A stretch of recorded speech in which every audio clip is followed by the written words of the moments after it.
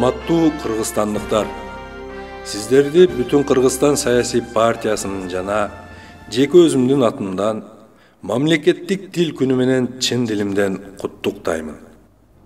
Мындан 32 жыл мурда, тактап айтканда 1989 жылдын 23 сентябрында кабыл алынган Кыргыз Республикасынын мамлекеттик тил жөнүндөгү мыйзамы элибиздин эгемендүү өлкөдө жашоого жасаган чечкиндүү кадамдарынын бири болуп эсептелет.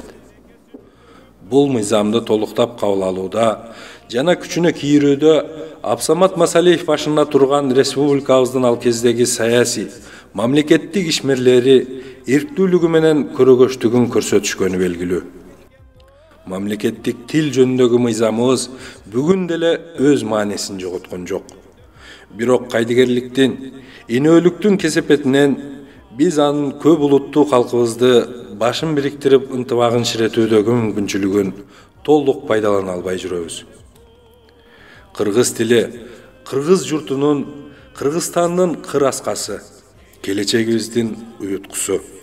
Өз тилибизсиз улутубузду да, өлкөбүздү да элестетүү мүмкүн эмес. Бар бололу, аман эсен бололу ардактуу агайын тууган санаалаштар.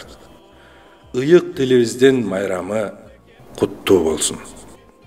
Адахан Кимсанбаевич Мадымаров, бүтүн Кыргызстан саясий партиясынын төрагасы.